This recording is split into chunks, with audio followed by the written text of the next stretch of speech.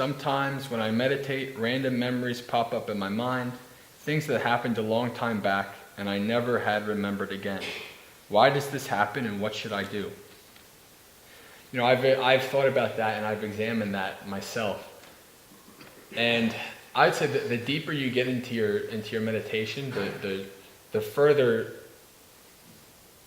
back you can see of how a thought arises. What I would say is that most likely there was something connected to that. I don't believe that thought just arose out of nowhere.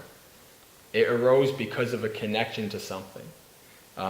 And maybe you were not able to understand and to see where it came from.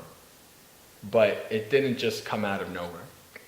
And as a matter of fact, our thoughts, the thoughts that arise, that come out of, that come to your mind, are pretty much your karma. You set the groundwork for them to come in the past. So, maybe whatever this thought that arose, like random memories popped into my mind.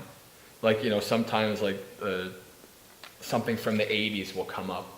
And then all of a sudden a thought will come into my mind that from growing up in the 80s. And then I was like, oh, man, I haven't thought about that in forever. So there's usually a cause for that thought.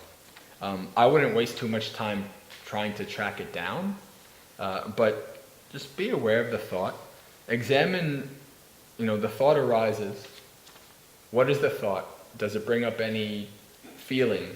Does it bring up does it bring up a mind state, maybe of sadness, happiness, whatever? Examine all of that. And then you just let it go. Don't try to attach to it. If you do, you can examine. There's a phenomena that we have called golden times, where we tend to look back to the past and put more positive spins to it. Like, oh, that time was the greatest. It was so good. But then if you actually really look at that time, you're like, no, actually, there were a couple good times, but that time was really hard.